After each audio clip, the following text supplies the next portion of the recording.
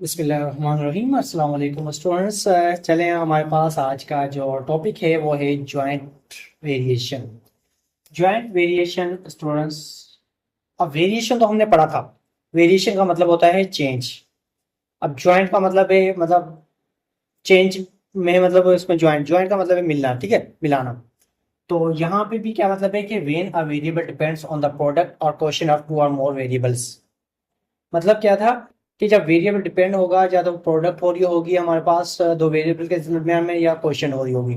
या दूसरे वर्ड में हम इसे भी कह सकते हैं, या इसको हम दूसरा ये भी कह सकते हैं, जॉइंट वेरिएशन ऑकर्स। लिख सकते हैं joint variation. Joint variation occurs मतलब जॉइंट वेरिएशन कब होती है? जब जब हमारे पास एक वेरिएबल जो है वो क्या है, वेरीज डायरेक्टली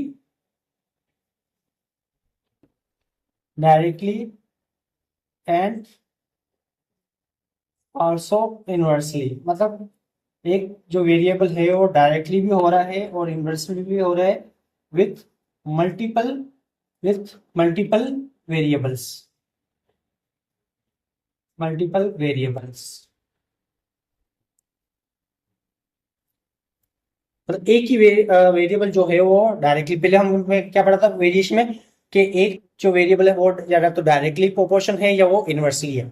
लेकिन जॉइंट में क्या है, वो डायरेक्टली भी हो रहा है, वो इनवर्सली भी हो रहा है।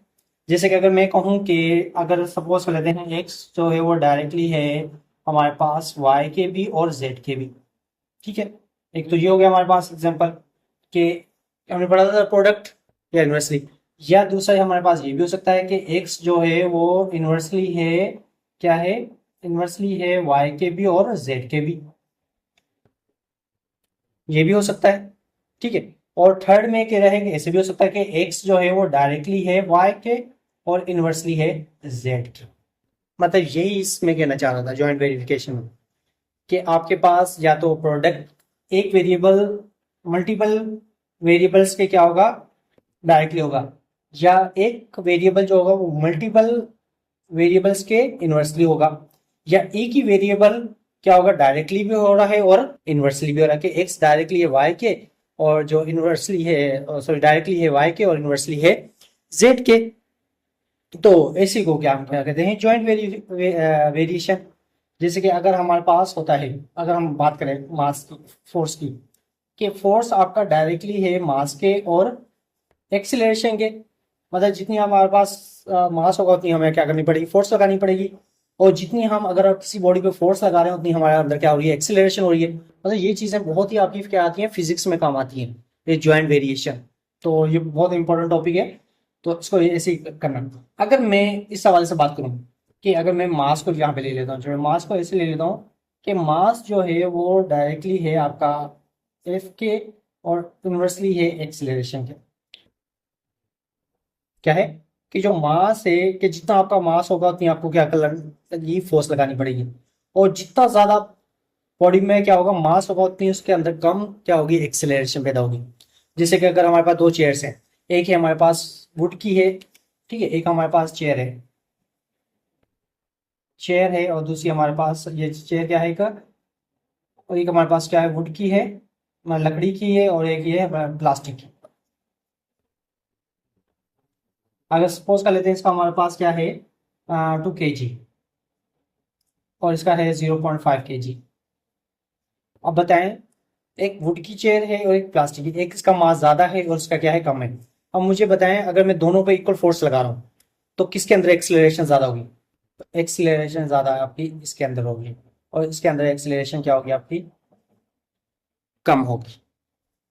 कि जितना मास होगा उतनी उसके अंदर एक्सीलरेशन कम होगी, ठीक है। ये तो आप खुद से भी ऑब्जर्व कर सकते हो। बस यही चीजें कि डायरेक्टली भी हो रहा है, इनवर्सली भी हो रहा है, या दो वेरिएबल्स के दरम्यान में डायरेक्ट हो रहा है, या दो वेरिएबल्स के दरम्यान में इनवर्सली हो रहा है, तो ऐसी वेरिएशन को हम क्या कहते हैं, ज्वाइंट वेरिएशन। चलें इसके हम एक्सरसाइज ही सॉल्व कर लेते हैं, क्योंकि सिंपल इतना मुश्किल ही नहीं है ये चीजें। तो एग्जाम्पल करने से बेहतर है कि हम इसको डायरेक्ट इसका एक्सरसाइज ही सॉल्व कर लेते हैं। तो उम्मीद करता हूँ कि एक ही क्वेश्चन में आप उसको समझ जाओगे, ठीक है स्टूडेंट्स। चलें मैं अब हम एक्सरसाइज सॉल्व करते हैं।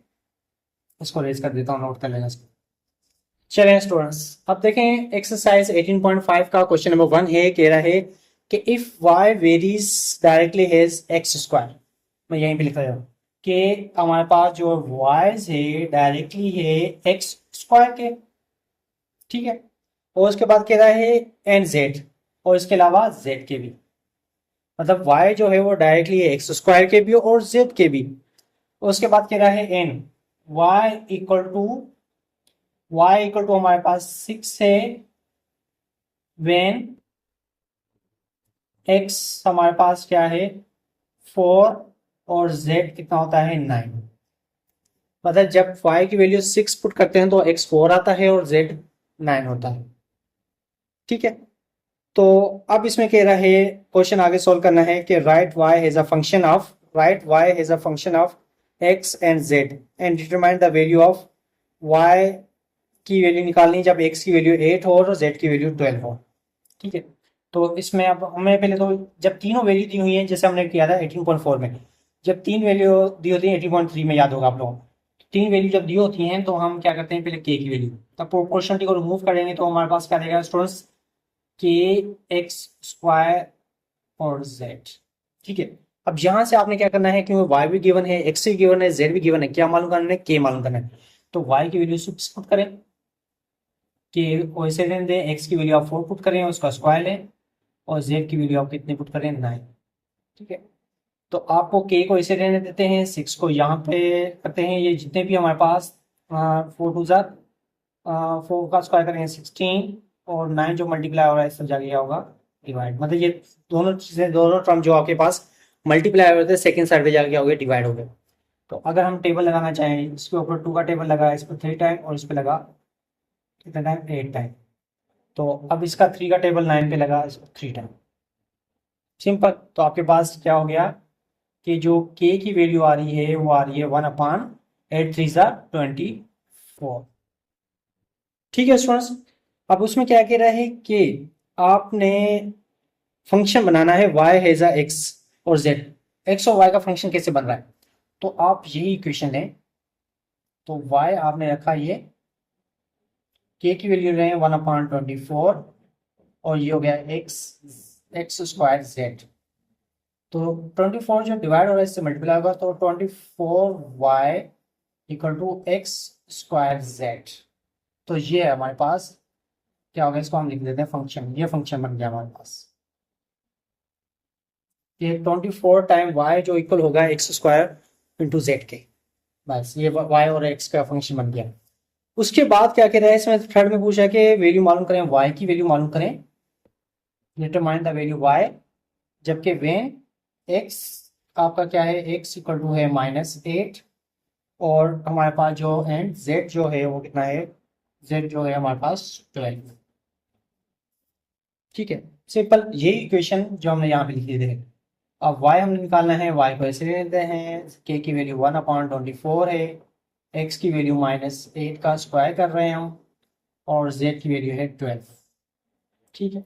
तो y पान में 12 का टेबल z पे 24 पे लगा 1/2, ठीक है, और 8 का स्क्वायर कितना होगा, 8 का स्क्वायर हो जाएगा 64, ठीक है, और -8 का स्क्वायर लेंगे तो क्या आएगा, माइनस से प्लस हो जाएगा, 8 का स्क्वायर होगा 64, और 2 का टेबल इस 64 पे लगा कितने टाइम 32 टाइम, तो 30, इसका मतलब है y की वैल्यू क्या होगी 32 होगी, जब हमारे पास x और z की वैल्यू ये होगी। भले आप पुट भी कर सकते हो, अगर यहाँ पे 32 पुट करोगे तो देखें हमारे पास ये हो जाएगा 2 को मल्टीप्लाई करें तो 32 ही आ जाएगा हमारे पास, ठीक है। अगर वेरिफिकेशन करना चाहते हो तो आप इस ओरिजिनल इक्वेशन में आप वैल्यू पुट करके भी चेक कर सकते हो, ये वैल्यू पुट करें और y की वैल्यू निकालें तो हमारे पास क्या आ जाएगी 32 आ जाएगा, ठीक है स्टूडेंट्स, क्लियर हो गया। चलें अब इसका हम मजीद हमारे पास नेक्स्ट क्वेश्चन है वो भी सॉल्व कर लेते हैं, ठीक है। और नेक्स्ट क्वेश्चन में क्या कहना चाह रहा है स्टूडेंट्स कि आपके पास y जो है वो डायरेक्टली है x के एंड y स्क्वायर के, ठीक है। अब देखें यहाँ पे मैं लिख रहा हूँ y जो है वो डायरेक्टली है x के और उसके अलावा क्या है u स्क्वायर के, ठीक है। मैं डायरेक्टली है क्वेश्चन लिखा हुआ सामने कि y जो डायरेक्टली है x के और यूज का है और इसके साथ इनवर्सली है v और t के। इनवर्सली का मतलब है जब भी इनवर्सली की बात आ जाती है तो अपान की बात आती है v और t के। क्या है? इनवर्सली है v और t के। अब ये जाके क्वेश्चन बना है, तो अब कह रहा है कि अगर t की वैल्यू आप ले रहे हो, t की वैल्यू ले रहे हो आप, सॉरी y की वैल्यू ले रहे हो आप, y की वैल्यू ले रहे हो 40 और आप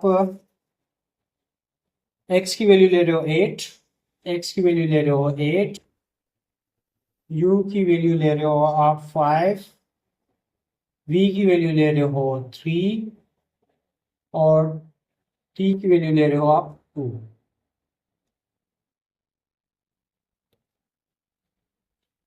ठीक है, अब ये तो आपने सिर्फ पहले भी दिया गया है, सबकी वैल्यू दी होगी। हमेशा जब भी इस तरीके से आपको निकालने होगा तो सबको वैल्यू दी होगी। अब इसमें पहले तो आप प्रोपोर्शन को रिमूव कर लें तो हमारे पास बन जाएगी y इक्वल टू के एक्स यू स्क्वायर अपान में v अपान टी। अब जितनी भी वैल्यू है गिवन है सारी पुट कर दो, क्यों? इसमें हमारे पास सिर्फ के रह जाएगा। 40 इक्वल टू के एक्स 8 है, u 5 का स्क्वायर है, v हमारे पास 3 है और t हमारे पास क्या है 2 है। ठीक है स्टूडेंट, जितनी भी वैल्यू सारी मैंने पुट कर दी। अब 3 2 कितने हो जाएंगे 6। अब 6 जो डिवाइड हो रहा है मैं इससे जाके क्या करूँगा मल्टीप्लाई, क्यों? मैंने के को अलग करना है। और यहाँ पे के 8 का स्क्वायर क्या हो गया, सॉरी 25 का स्क्वायर हो गया, 5 का स्क्वायर होगा 25, तो ये हो गया 8 और ये हो गया 25। ठीक है, तो 8 और 25 को मैं सेकेंड साइड पे शिफ्ट कर लूंगा, तो ये हमारे पास के इक्वल टू हो जाएगा 40 मल्टीप्लाई बाय 6 में मल्टीप्लाई इस वजह से निकाल रहा है ताकि वो थोड़ा लेंदी हो जाएगा, 8 और 25, ताकि मैं टेबल लगा लूँ उस पर। अब देखें टेबल लगा सकते हो आप, 8 का टेबल 40 पे लगा 5 टाइम और 5 का टेबल 25 पे लगा 5 टाइम। हो गया ना, कितने आसानी से हो गया। अब के की वैल्यू हमारे पास क्या होगी 6 अपान 5। ठीक है, अब यही 6 अपान 5 स्टूडेंट्स अब यहाँ पे आप पुट करोगे 6 अपान 5, तो ये 5 जाके इससे मल्टीप्लाई हो जाएगा, वी टी आपका इससे मल्टीप्लाई होगा, तो ये आपके पास फंक्शन बन जाएगा y x v u t का, जिस तरीके से हमने पहले बनाया था। ठीक है, अब नेक्स्ट जो असल में जो मेन है वो क्या करना है, वैल्यू मालूम करना है। तो यहाँ पे कह रहा है कि y की वैल्यू मालूम करें जब आपके पास x क्या है -2, ठीक है, और क्या है u जो है आपके पास क्या है 4 है और v क्या है आपके पास 3 है और एंड t क्या है हमारे पास क्या है -1 है। अब इसमें आपने वैल्यू मालूम करनी है। अब इक्वेशन वही है पाई इक्वल टू के हमारे पास क्या है स्टूडेंट्स, के की वैल्यू हम ऐसे रख लेते हैं। ठीक है, के हमने यहाँ पे ले रहे हैं, के हमारे पास क्या आ गया 6 अपान 5 मल्टीप्लाई, ठीक है, तो मल्टीप्लाई हमारे पास एक्स कितना है हमारे पास -2 और मल्टीप्लाई बाय यू कितना हमारे पास 4। ठीक है, इस इक्वेशन में पुट कर रहे हैं, v की वैल्यू 3 है और t की वैल्यू क्या है -1, ब्रैकेट्स ले लेते हैं -1। चलिए इसको आप सिंप्लीफाई कर लेते हैं, 6 अपान 5 मल्टीप्लाई बाय -8 और क्या होगा -3, मल्टीप्लाई कर लेते हैं। 6 को 8 से मल्टीप्लाई किया -48 और 3 को किया -15, माइनस माइनस क्या हुआ कैंसिल, तो y की वैल्यू अगर हम यहाँ पे 3 का टेबल लगाना चाहें 3 1 3 3 6 18 और 5, तो y की वैल्यू आ रही है 16 अपान 5। तो ये वैल्यू अगर हम पुट करेंगे तो हम इसकी वेरिफिकेशन भी कर सकते हैं स्टूडेंट्स। ठीक है स्टूडेंट्स, तो उम्मीद करता हूँ कि आप लोगों को क्वेश्चन नंबर 1 और 2 अच्छे से समझ में आ गया होगा।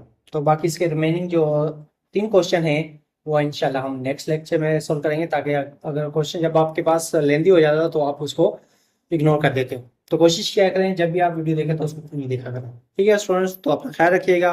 ओके स्टूडेंट्स, अल्लाह हाफिज़।